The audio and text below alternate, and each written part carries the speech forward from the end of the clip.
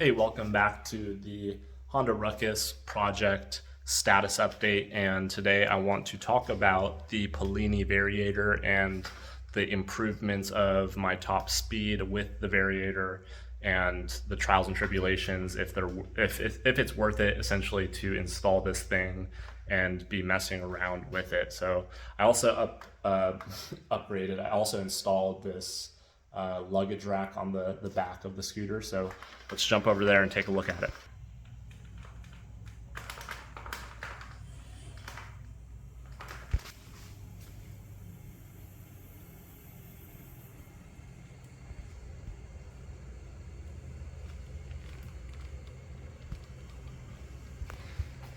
All right, so here we are. This is the top speed of the Ruckus with a Polini Variator installed. And actually I got it up to 44.8 the other day. And just take that with a grain of salt here, okay? That doesn't mean that I'm cruising at this speed. It means that I was able to get up to that speed on a decline. So about 44. I'd probably get it up to 45, but in perfect scenario. This is the kit that it comes in, I guess, the Polini high-speed Variator kit, and it goes into that CVT case. Yeah, I just wanted to talk a little bit about the performance aspect and the nonsense that people spew about going 45 on these things, because it's just not realistic as far as a stock Ruckus. So I've seen people claim that they are going 45 on a stock get Ruckus, and that's just BS. Nobody's going 45. And if you are going 45, please take a video and post it on YouTube. So I think where the misconception comes from is this speedometer, which I'm gonna put back on the bike because I need to track the mileage. This speedometer tops out at 40, see there? And after you hit 40, there's only one more line, which would, I guess, on the surface level, mean that you were hitting 45, but I don't think that that's necessarily true. I don't think that if you're maxing out the speedometer that you're hitting 45.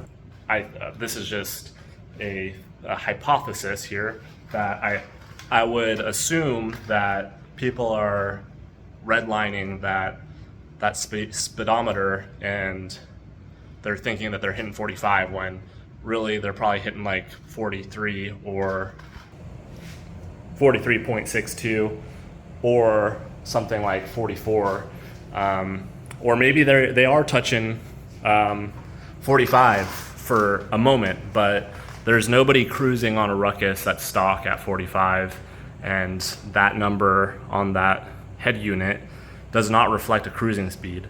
So everything you have to look at analytically with the data, and to put it quite frankly, if you're looking for like a max of 2 miles per hour improvement, which is substantial whenever you're talking about the difference between 38 and 40 cruising speed, then you should install this high-speed Variator, but don't expect it to happen immediately, because whenever I first installed it, I had put these 6.9 rollers with a 5.5 roller, thinking that that would help me out at all, but it was way too heavy and it performed worse than stock. And then I went and got some I can't remember what the real like Ruckus sliders are, but if it comes to me I'll say it, but I got some knockoff sliders for 5 gram, and I put them in, all of them in, no mixing, and it performed slightly better, or maybe performed the same as stock. And so I was like, well, I didn't think that would happen, but eventually I went back to the thing that performed the best, which was 5.5 rollers. And to give you some background, I'm 180 pounds, and the Ruckus probably has, it's probably got an extra 10 to 20 pounds of rack and accessories on it now. So it is roughly stock, because I did take off the stock bars and stuff. So it's probably about stock weight. And so the 5.5 worked the best for me, and I think that that's the general consensus, is that 5.5 is like the sweet spot for just everyday use. Anybody's weight should work.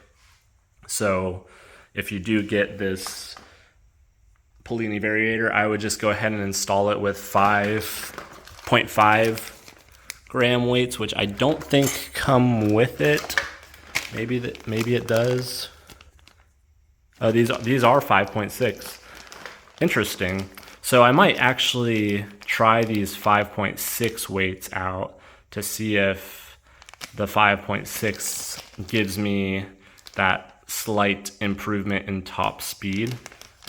Because I did notice that the 5.5 worked really well for acceleration, and it gave me a pretty decent top speed. So again, all about the analytics and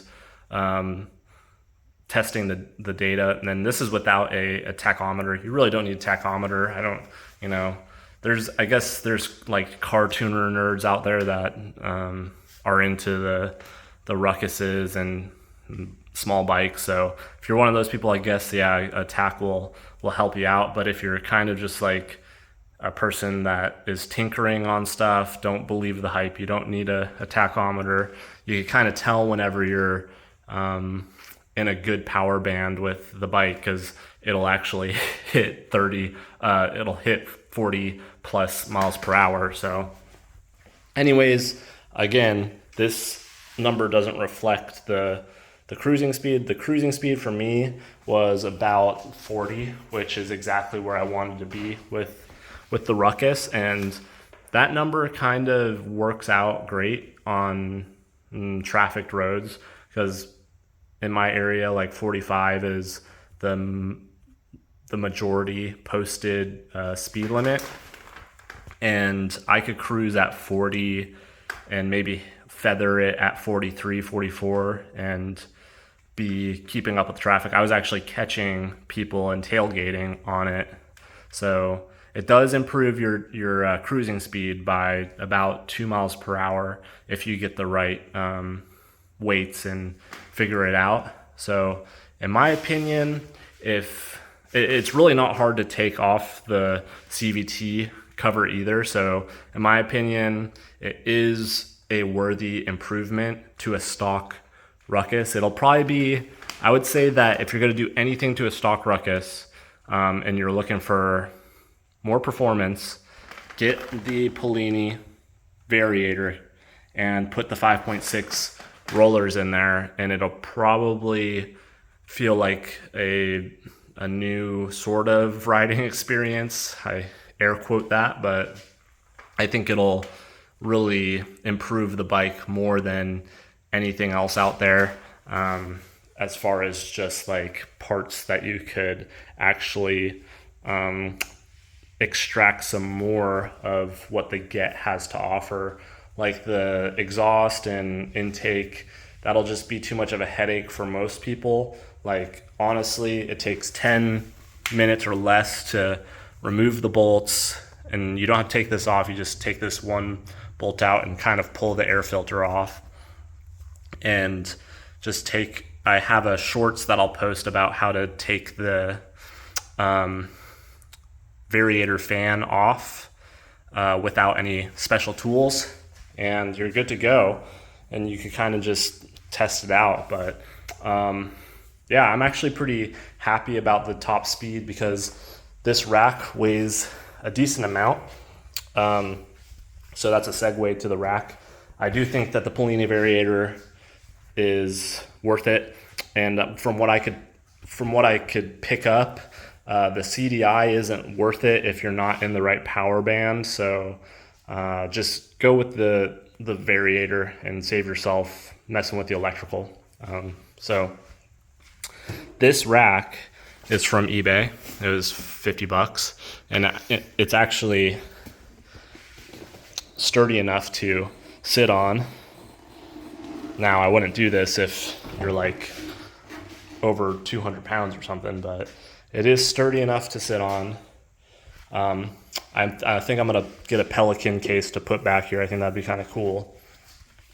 You can see it kind of has like a cantilever and a support that comes down to the existing seat frame bolts, and I had to really bend this and like make it work, so it's not plug and play, but it does look really good, so I'm happy with it. The one negative among many would be that you can't use the backing plate for this storage, so that's why this netting is kind of a 2-for-1. Gives you some extra fastening ability, but also keeps things in from coming out the back now. But yeah, pretty cool little rack, and I really think that the Ruckus is starting to become its own entity, and I'm extremely happy about the speed that the Variator was able to give me. And honestly, I think that's going to be it. Next video, I'll probably update on those 5.6 roller weights, and anything else that I do to the Ruckus will just be cosmetic at that point. If you have any questions about my plans for it or have any Ruckus insight or anecdotes, let me know, and I'll see you on the next one.